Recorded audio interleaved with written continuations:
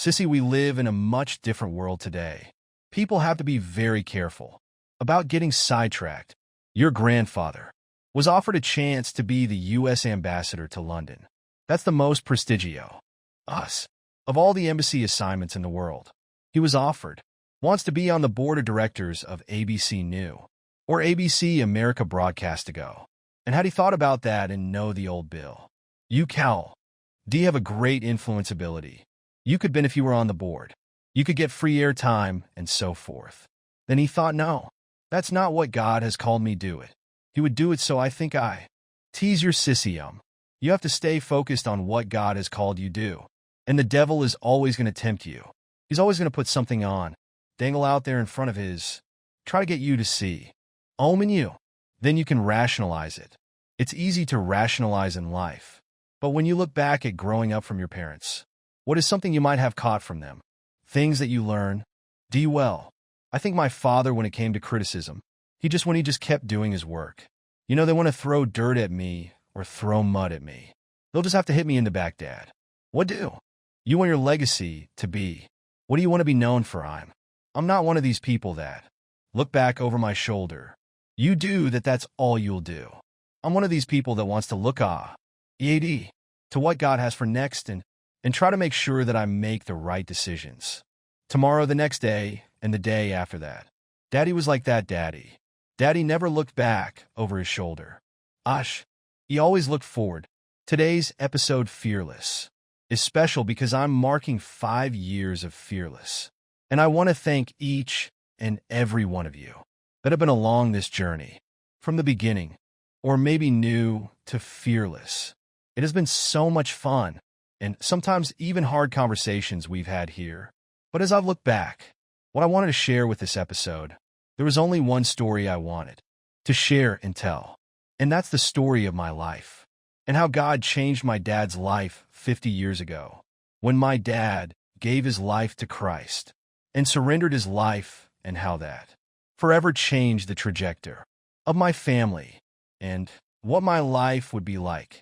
So we're at a special location up at my grandparents' house here in Monterey, North Carolina, and I'm here to ask my dad questions that I've never asked him, BF.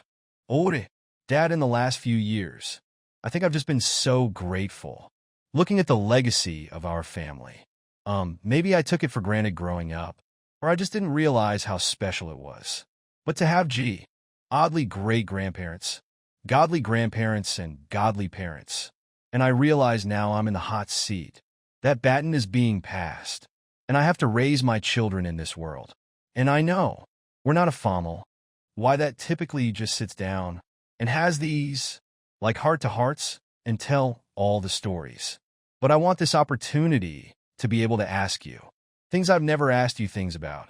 It was growing up in this house behind us, growing up as a gram, but how God, 50 years ago, this summer changed your life, and that you've never looked back.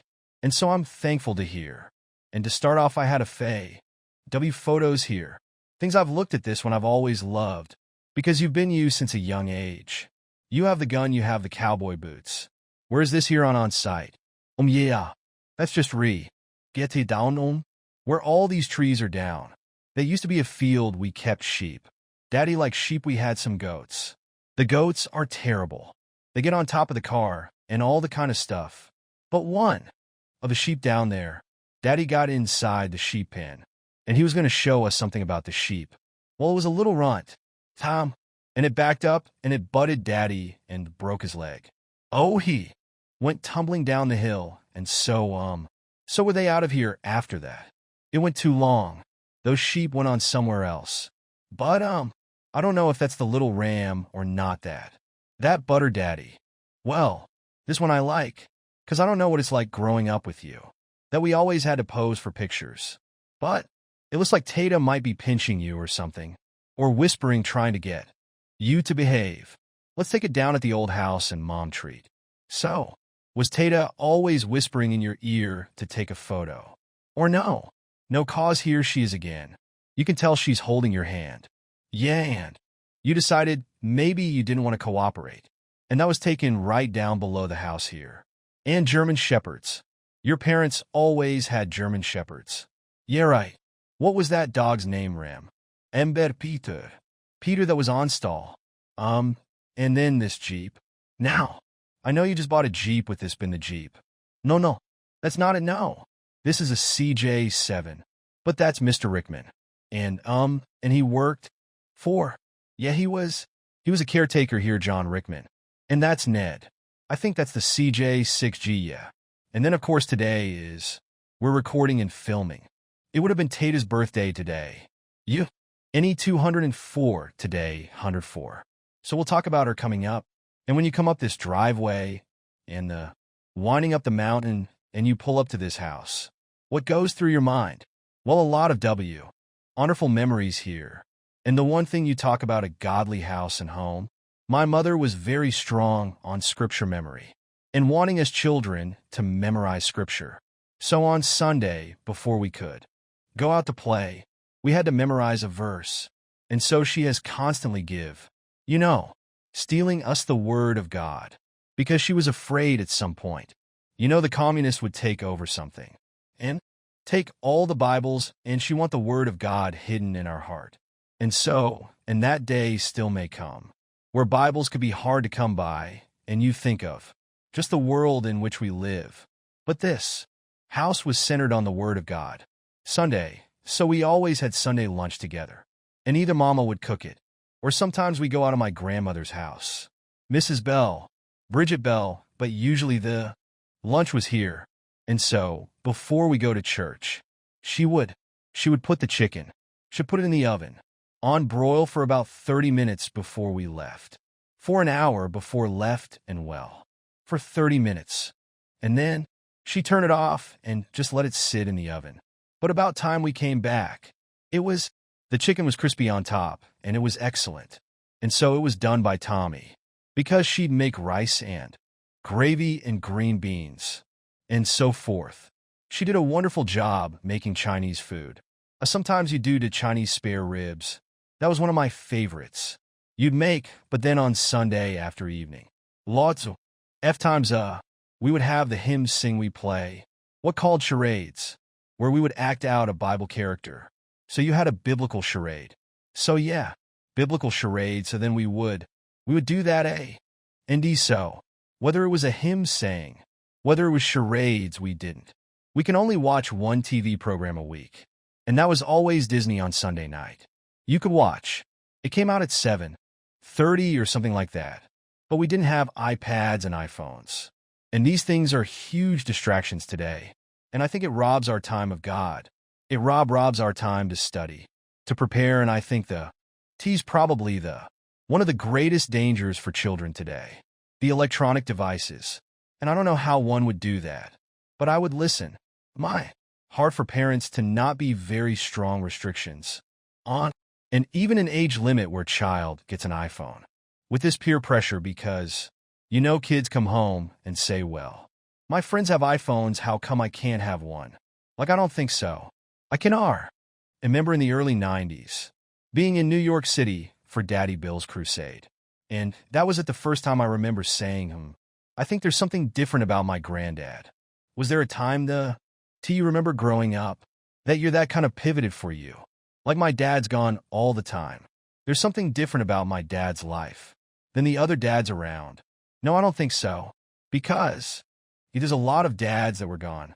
Whether some of the dead was a truck driver, or salesperson, or whatever they were on the road, they were gone. So it wasn't that. But I remember one time Addie came home, and T.W. Wilson's brother flew helicopters for Duke Power. And what he did is he flew the transmission lines. Just to inspect them, and so he had a job going all over the western North Sea.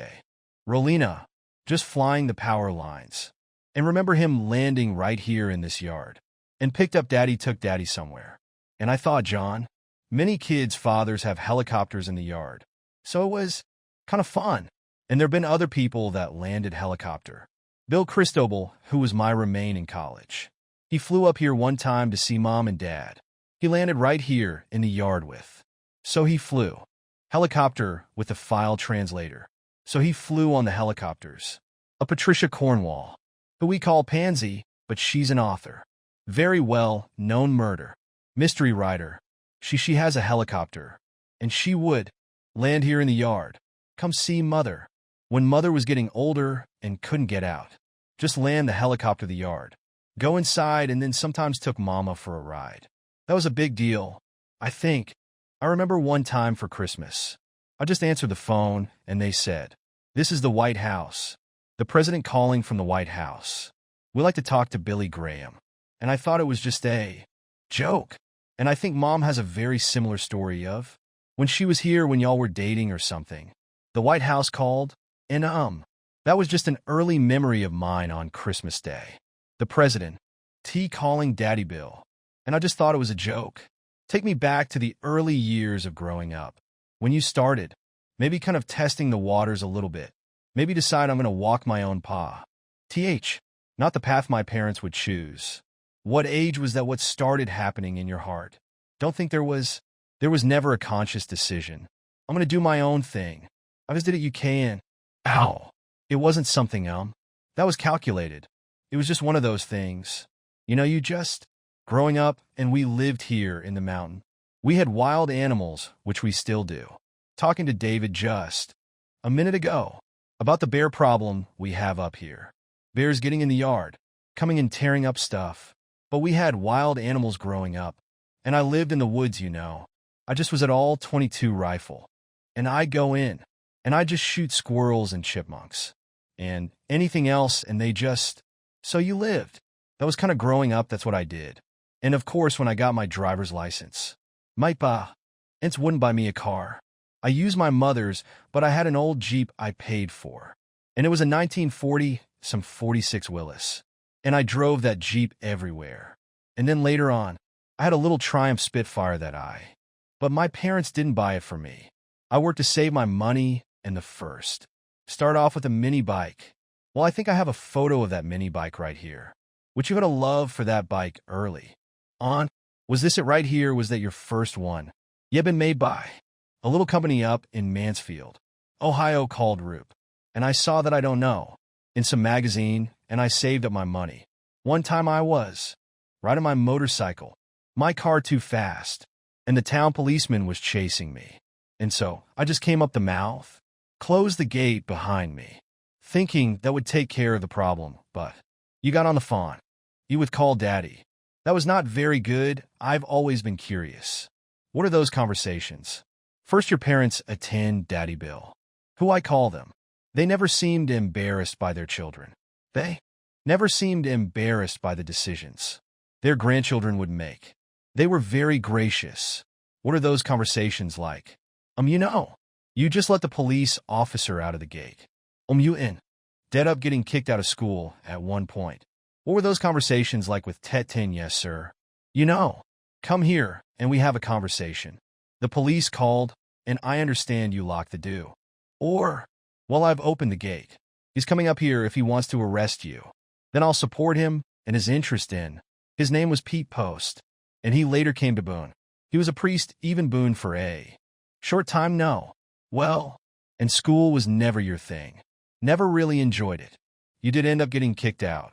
Of school, where did you get kicked out of? Well, Stoner Brook I was getting ready to get kicked out. So, when you were shipped out, you went to Stoner Brook then. In 8th grade, yeah. And so, in the 11th grade, I came home my junior year, and I just said that I just need to stay home, babe. And it was a good thing I did because I wouldn't have. They would kick me out. But I went to one high school and finished my junior year, but got in a fight, so, they kicked me out for a couple weeks. They suspended me well.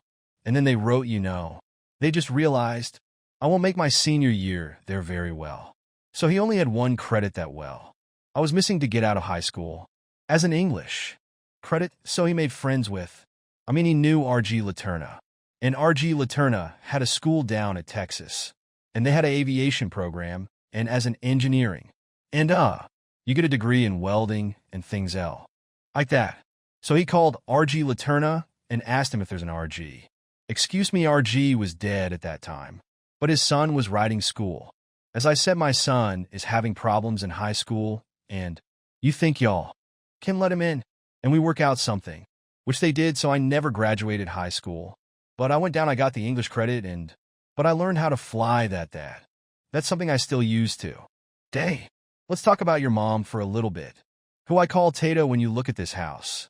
Even though it's empty now and all the furniture's gone, you can still feel her presence. This was her home. She built it. She designed it. She is in every detail of this house. And you two had a special relationship. You adored your mom, absolutely. And she was a strong woman. And a lot of people didn't get to know. But people that knew her loved her. And why is that? What was about her charm and her wit? Her love. Her genuine love for people. Well, she, grew up in China, and they grew up very poor. Lived in now in the 20s, and she was born in 20. Then she stayed there till she went off to high school. North Korea, and that was in the, mid or to late 30s. And she had a deep relationship with God. She was a woman of prayer. And she was concerned about people. She loved people and the people in the community. She was a friend, everybody. And when Daddy was gone, she invited people up. We had all kinds of people come up and have lunch, or dinner, or just come have tea. Then when Daddy came home, she stopped that she wanted this to be a haven for Daddy. She wanted this to be a place where he could rest and want to come home. So when we have friends want to come get, and I have so-called spin, know that your father's home now. So that was one of the things that she did. She protected him. But when he was gone, this house was open to all kinds of people that came up, and that were her friends.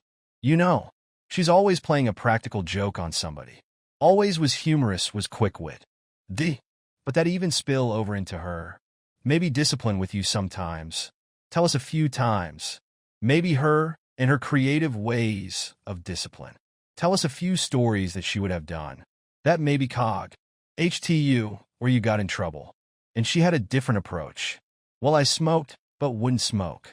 What age did you start smoking? I think the first cigarette I smoked, I was probably about 7 or 8. Where did you get the first cigarette? Picked up a cigarette, but from one of the workers. And when they were lit it and smoked, had that much tobacco that, took a couple puffs. And so mother was AF. Raid that I was going to get addicted or not get addicted. But start smoking, so she wanted me to get the taste out of my mouth. So she got one of the work, gonna get a whole pack of cigarettes. And so she made me sit in front of the fireplace. And I have smoked and blow the smoke up the chimney. And I would smoke 2 cigarettes, and I'd go throw up. I'd come back and have another cigarette. And then, another one. I smoked that whole pack in a couple hours. And so mother thought that had cured me. And it didn't know. But I spoke till I was in my 20s. 22 now, but there's another story. 2. 'Cause your bedroom was up over here. And my bedroom was the last dorm over here. And couldn't she smell the smoke or something? She had climbed, no. She wanted me to get up and go to school. And I was running late, so she'd come my room. And she would throw some water or something like that. Until my bed get me up. So one day she came in and I had this cup that had cigarette butts and ashes in it. She got that, just dumped it on my head. Get up, time to go to school. Well, I locked the door. So the next morning I could hear come up the stairs. So I jumped out and locked the door. So then she went to this Indo, which was my brother's room, open up the window, and I could hear coming across the roof. And she had in her mouth a cup of water. And so she's in the roofs, got an angle there. And she's a tiny little thing, yeah. So she's crawl across the roof, kind of like this, with this cup in her teeth. And she was going to come to my window, just sling the water through the window. I heard her coming, so I got MSD. Up my head, I looked at her smile, and I slammed the window. Locked it that course. She had to back up and get back to the window. But she was just fun. She just, instead of, and that didn't make her angry. I'm thinking if my son did that right now, how angry I'd be. No. She laughed. I think she knew I got the best of her. Let's go back to the summer of 50 years ago was why in Switzerland? And it was your birthday, July. Yeah, and Daddy Bill takes you out to lunch and has a pretty direct conversation with you. Tell us about that day we went out to lunch. It wasn't at lunch, B. Utum. Oh, he was staying at a hotel in Luzon. We were there working, and actually, I think I have a couple photos. That was at the Congress on World Evangelism. And this is Walter Smith and my father. And so, I worked at like the hospitality desk. So people didn't. If somebody didn't have a good hotel room, or complain about that, we try to get them into the hotel. So that was in Luzon. This was a T. the Paulette Debutier, which was a coffer center. So like the facial hair dad. Take us back to your birthday years ago. We went to a little pizza is Italian restaurant, down on the shores of Lac. In Geneva. Not a fancy place, just kind of where you sit outside cafe kind of thing. And so, cause my father said, "Where do you want to go for your birthday? We want to go ahead take you to lunch." I said, "Well, South, just an Italian place, okay." So we met there at o'clock. Afterwards, there's a big wide, along the shore there of Lake Geneva there in Laison. Couple wide boulevard with trees. And right next to the lake. And people will stroll and walk. And then there's a road next to it. So let's just go for a walk, okay? So we walked. And we walked I don't know how many yards or so. And as if I don't want you, Kay. Now, your mother and I, we love you, and we're proud of you. Well, thank you. And we walked over. And what you know, Frank, that no matter what you do in life, you're always welcome home. I never doubted that be you. Fine. Thank you. Then we walked a little farther. They stopped, and he looked at me, and he said, "Frank, and I feel that there is a battle for the soul of your life. And you're going to have to choose. Either to accept Christ and to follow him, or to not. There's no sitting on the fence. You're going to have to make a choice." When he said combat, made me mad. Because I knew he was right. I didn't want to face it. I didn't want to hold up to it, do it. I felt that it was what he was saying was true. And I knew it. And it was about a week, 2 weeks later. A week, so like whatever. I was at Israel WHE. Ree goes to sit on a tour. And that's where I got on my knees one night. Just so God, I've said, "I'm sorry, forgive me. I believe Jesus is your son. And I want to trust him as my savior. And you just take he pieces of my life. You can have it, I'll just give it to you." And I prayed that prayer in a minute. You know that's just. Then God just takes you at that point. And you just deals with you. And over the why. Ears. Sissy. I've made many mistakes in life. But my attempt has always been to try to do what's right. And if I made a mistake, try to correct it. Move on. And so my parents were great examples. Not only WER. They only God. They were practical people. But my daddy never wanted me to try to force me to preach. He never even asked me to preach. But it was John Wesley White who worked for Daddy, who said, "Frank, I think you got a gift of evangelist." I said, "No, I don't." "Yes, you do. I think you do. I want you to come to one of my crusades and take a night's preach for 1 night or 2 nights." I'm not going to do that, so he kept asking me. Finally he asked me to. He was in June or Alaska. Next March. Oh, that's well. I'll forget about it, so I said okay. He didn't forget, so when March came, you get sleep. All this is February. Next month we're going to be in June. We're looking forward to having you come preach. Your brother. So I remember going, and I have no clue what a preach job. I remember night that I preached. Several people came forward, and I realized I had nothing to do with that. There was something God did. And I went back to the hotel. Just said, "God, if you want to use me in evangelist to preach, I'll make that a priority in my life." Is that something you were nervous to step into? Under the shadow of your dad being I think people expected that of me. So it wasn't something I was nervous. I just did never believe that's what God would call me to do. And so I'm very thankful for John Wilson White, for him pushing me to do that, because, I was already involved in Samaritan Spurs, which I still am. I haven't given up Samaritan Spurs. So God has let me do both. I want to back up a little bit. Cause in the summer of, I love that Daddy. Bill went for that. Direct conversation. I think it's hard to evangelize to strangers. It's hard to evangelize to family members. Think people can be scared of that. But what I've loved, and even you've always gone DIR. ECT to somebody's heart. And I'm thankful for that. Because not too many parents go to that direct question. That direct statement saying we're worried for your soul. You came home. You're an I. Srael, when you gave your life to Christ. The next morning you went and bought a ring. I actually am wearing that ring. And you called mom from Jerusalem that you were going to come home. And y'all got married just a couple weeks later. Right here, yeah, with family and friends.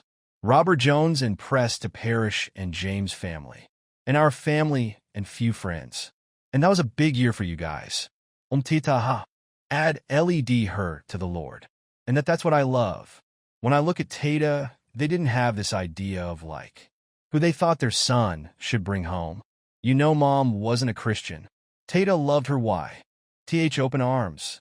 LED her to the Lord, and both of those women, they're strong women. You got strong women in your life. They had to be you were gone a lot. And you once told me, I remember right in the car. How thankful you were for mom. That she kind of my brothers and I. She raised us. She kind of kept the home in line. But, growing up, I never read articles. Until this day, I still don't read a lot of articles about our family. But a couple years ago, mom had this old article in a pack, or in a stack of papers at the house. And it was about lessons you would learn from your father. And you talked about you want D to raise us and in the mountains of North Carolina, like you were raised where we could go out. And the boys could hunt and ride motorcycles and stuff. But you were talking about mom, because you were raising her.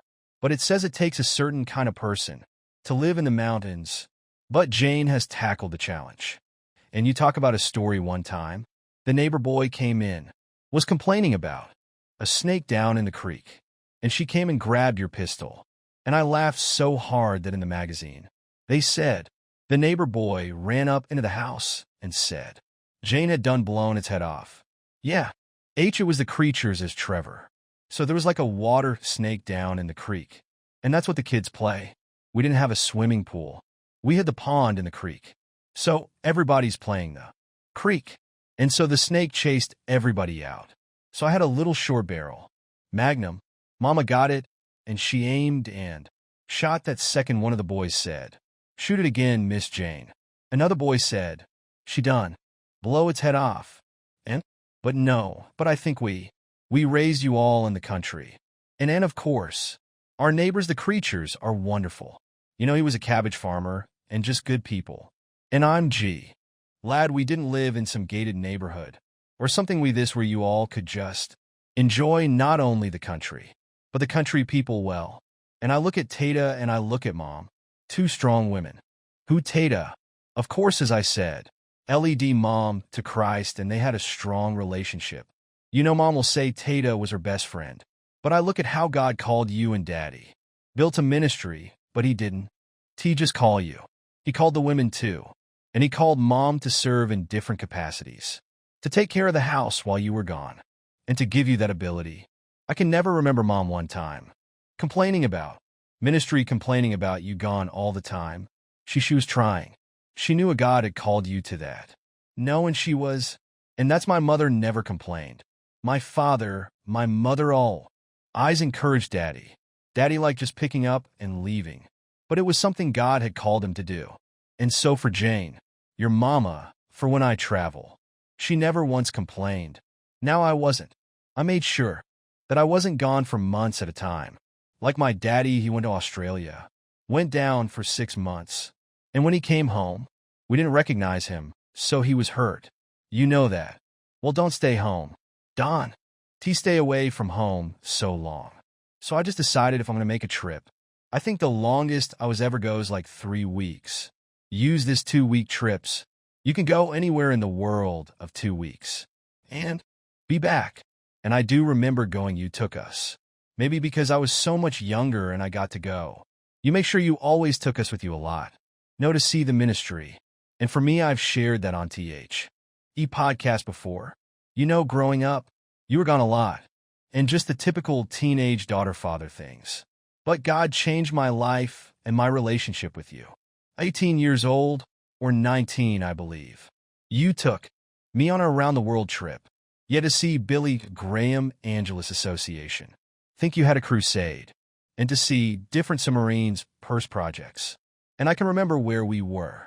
We were in Kenya, in the middle of the desert under one tiny tree. And we're with the Rendeli tribe. That tribe looked like they were straight out of National Geographic. And I can remember it was just a split second.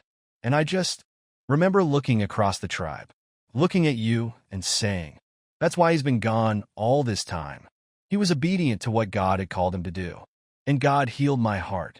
If any resentment of being a gram or dad who was gone, I was thankful that I had a dad that was obedient to God's calling. And I tell people that all the time when I look at, women that might be complaining, their husband's traveling, it can be difficult. But if God's called your husband, God's called you to serve in different capacities. And I'm thankful for Teton and Mom, who have set that example. But after the of you in a Bible school for a little bit, you and Mom started family. You did end up going back to finish college at an Appalachian state, which I don't know if they would claim you anymore as one of their graduates. But let's talk about Samaritan's Purse. People look at it now and how big it is. But you really started off with one box of names. But what was that first conversation, If Bob Pierce. Like I've never heard that story of what. That first conversation, why he chose you, Bob. Bob, I gone to Bob and asked Bob for money to help Mulf Rock Hospital.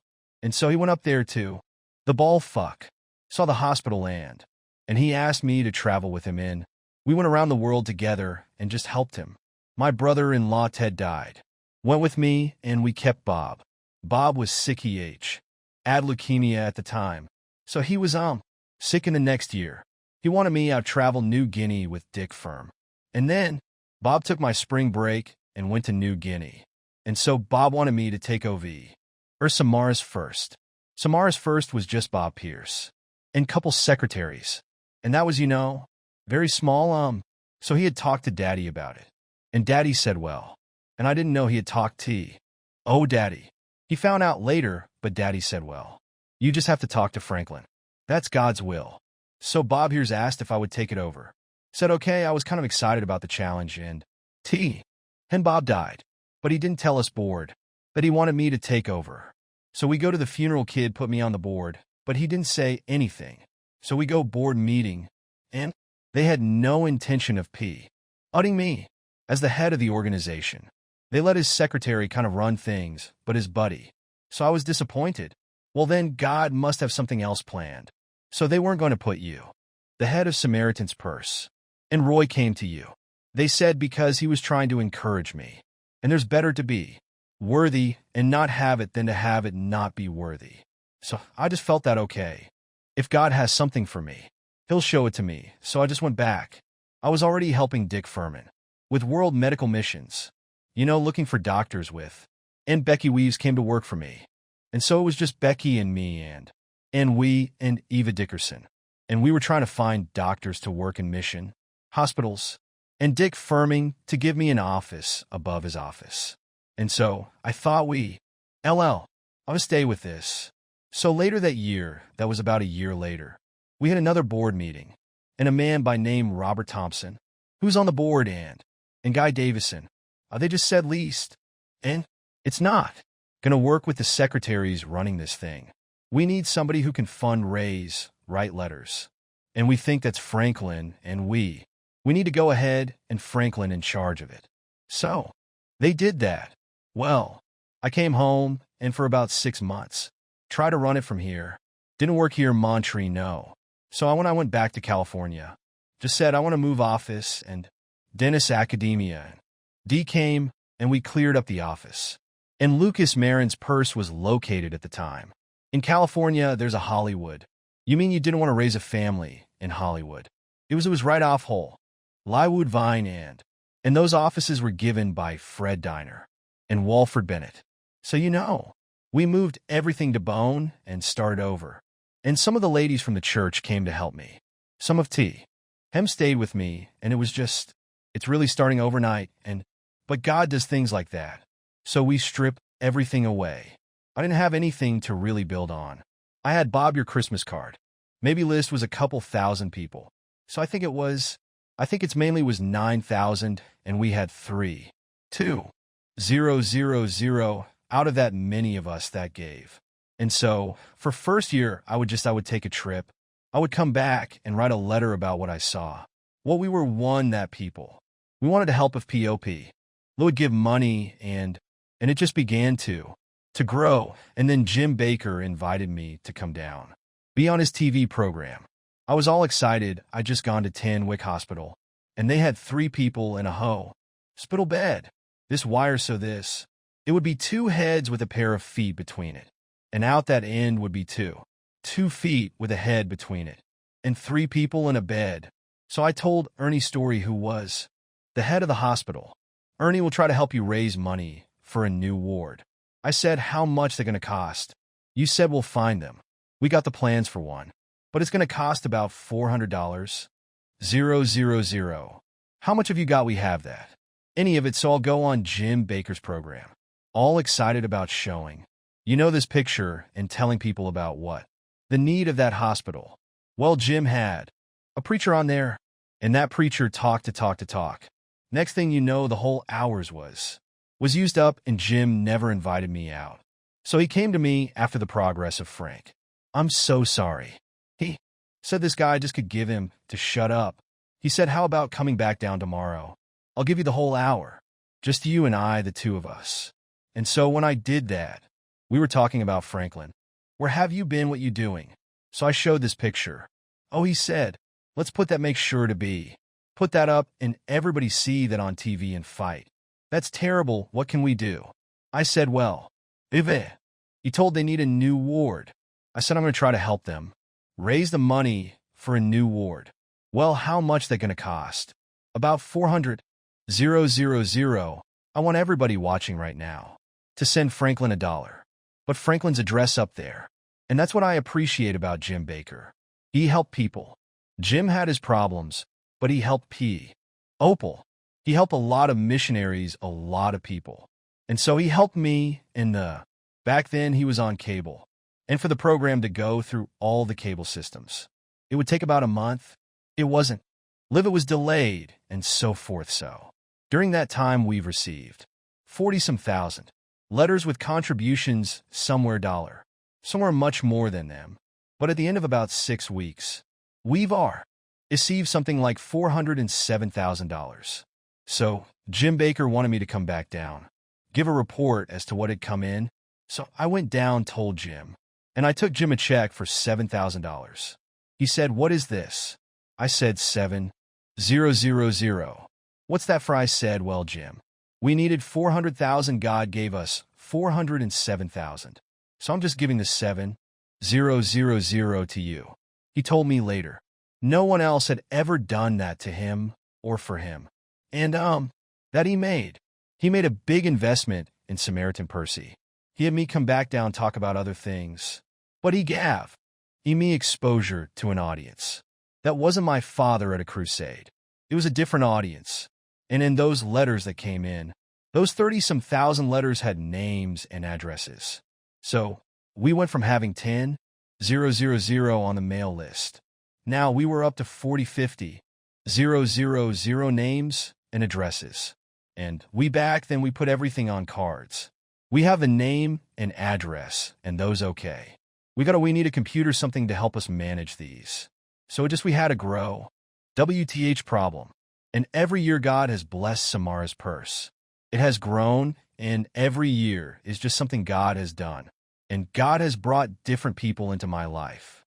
And people that I didn't know.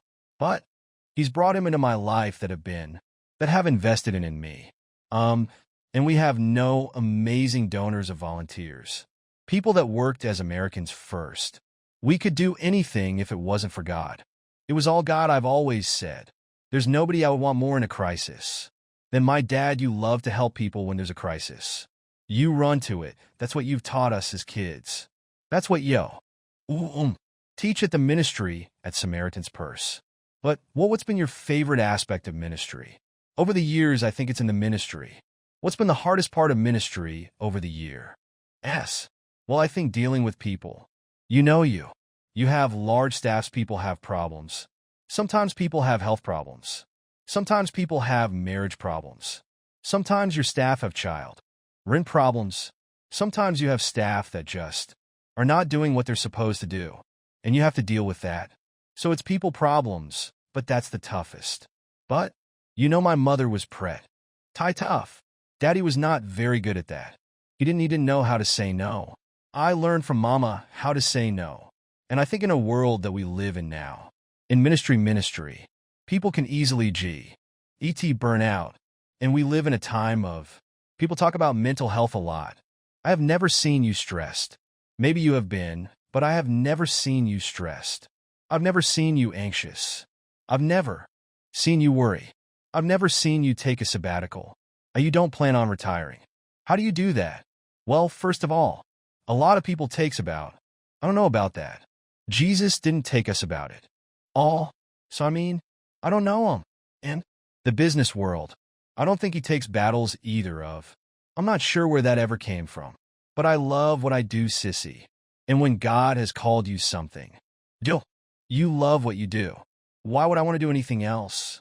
I have friends that are pastors of churches, and they just love it.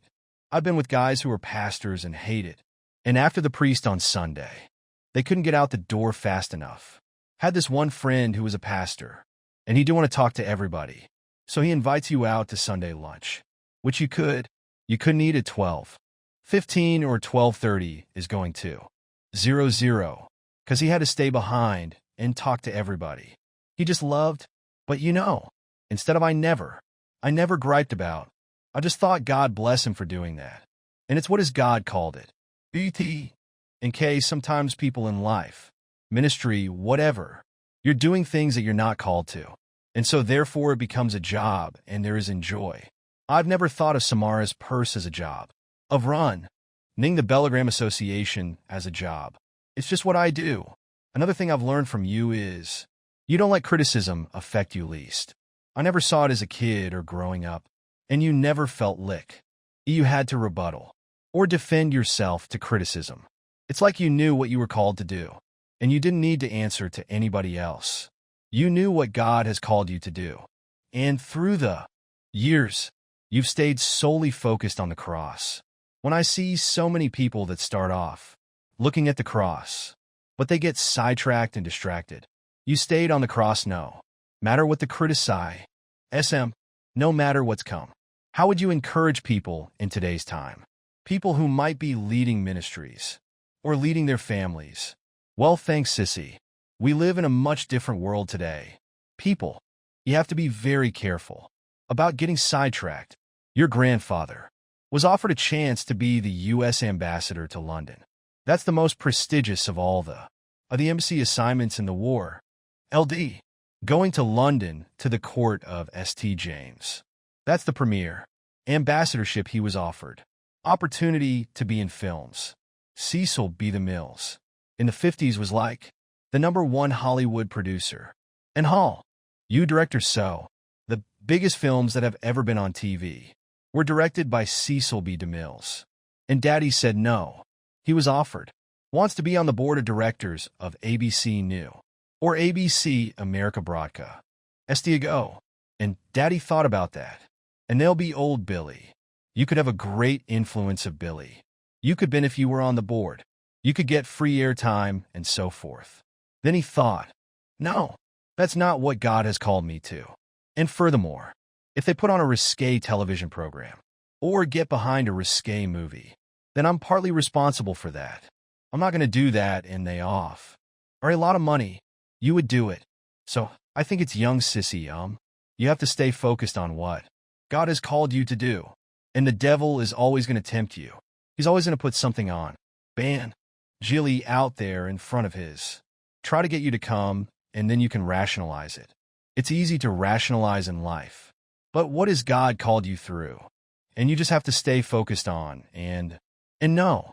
To change, a midstream for this reason of that reason. If a preacher's been called to preach, the preacher doesn't mean you stay at the same church or the same place, but that you preach.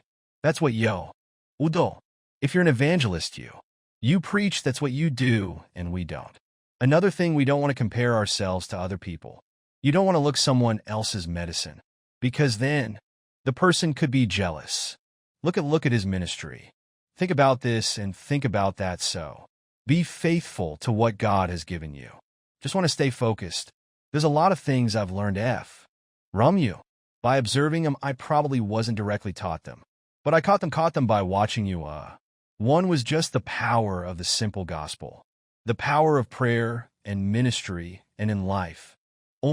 Obedience, what humility looks like, the power of serving one and loving people around, the importance of loyalty, the importance of integrity and ministry, financial integrity. There's a lot of things I learned from observing. But when you look back at growing up from your parents, what is something you might have caught from them? Things that you learned? Well, I think my father, when it came to criticism, he just kept doing his work. They want to throw dirt at me or throw mud at me. They'll just have to hit me in the back. Remember years ago, there was a local paper, AS. Hot Observer came after Daddy. And they really wanted to bring Billy Graham down. And they were printing things that were not true, and that's after several months of that Daddy finally go. His lawyers, and just okay. I think it's gone far enough. We need to find a way to stop this and fight back. And so when the attorneys presented their case to the editors at the show, Brody backed off. And so that's the only time I sold my father. That he remember this one lady said, "Talk to my father well. How much money do you make? Billy Graham, how much money do you make? You tell me what you make. I'll tell you what I make." Well, the reporter made quite a bit of money. Made more, Daddy. She didn't pursue that any further. He had a spine, he would stand. D up that. What do you want your legacy to be? What do you want to be known for? Since it's not a question of being known, because I don't really care. If anything, I just want to be, Franklin did what God called him to do. And he was faithful to the gospel and preaching. Proclaiming the gospel, that's what I want. Like when I went to your grandfather after Mother died and everybody knew what Mama wanted on her tombstone. Into construction, thank you for your patience. Okay, we all knew that. Because she said that over and over and over again. But Daddy had never had I didn't want there to be a fight in the family. Or an argument when God put his tombstone. So I thought, Daddy, what do you want to do something? I'll get back to you on that. So about a week later. PR. Each of the gospel. So we put that in writing, had Daddy sign it okay. Put that in the file case.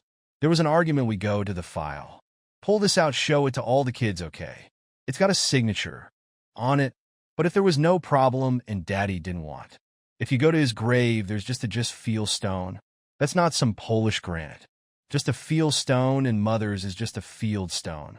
And the reason we've got fuel stalled, because Daddy is a boy, going out into the fields as a farm boy milking cows. That was what he came from. So we have these fuel stone. Well, you think about it and you put it in writing.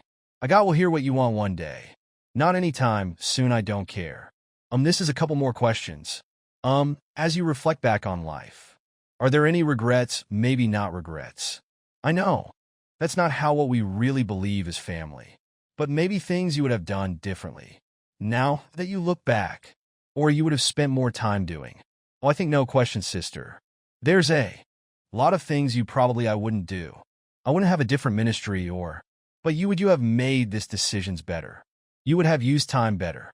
But if you, I'm not one of you people that look back over my shoulder.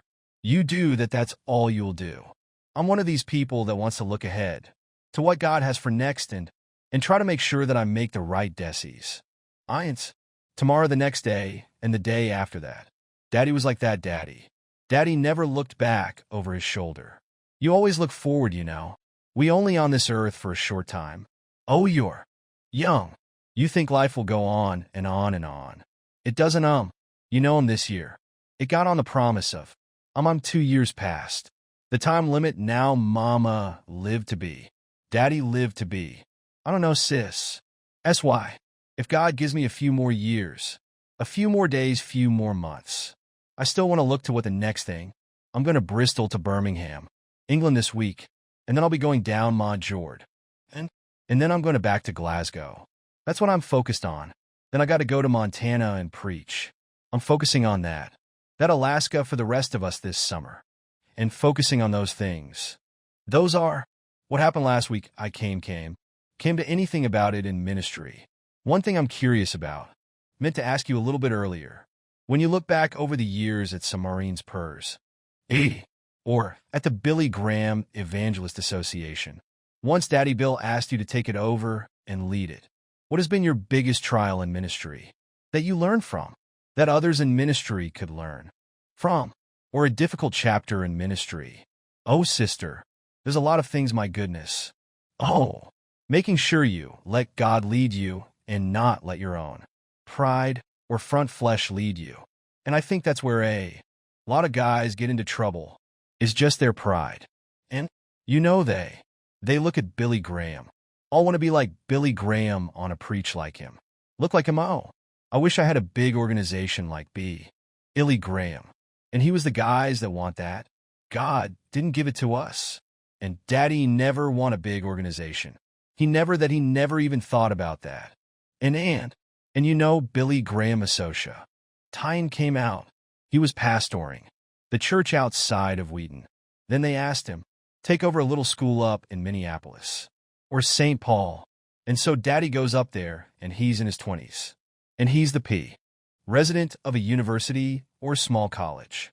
And he started preaching with Youth for Christ. And then my father's media has got so big. People were writing letters, getting saved, asking questions. He told D. George Wilson, he said, we need a little office up here to handle this mail. When he saw I'd help answer the mail. But we don't want to do it at the college. To get it co-mingled with the colleges. Because that's not fair to the school. We need to put it over here, out of the way, and handle it. Well, that lasted for a couple of months. And then he realized he just need to do that full time. And left the SCH. Oh, and before I left, he gave doctor degrees, I think, to all of his friends. That was kind of fun back then. And then the other grandma. So say that's how it ended up in Minneapolis. And my father has told me right here. This house, he said finally. He said that was a blessing because being a Southern preacher, going through the 60s, through the racial tensions we had in this country, and me being a Southern preacher, the fact that my office was in Minneapolis, Minnesota gave, I think, credibility to the message that if I had been better Graham from Charlotte, North Carolina, being associated with the South, would have kind of tainted me a little bit.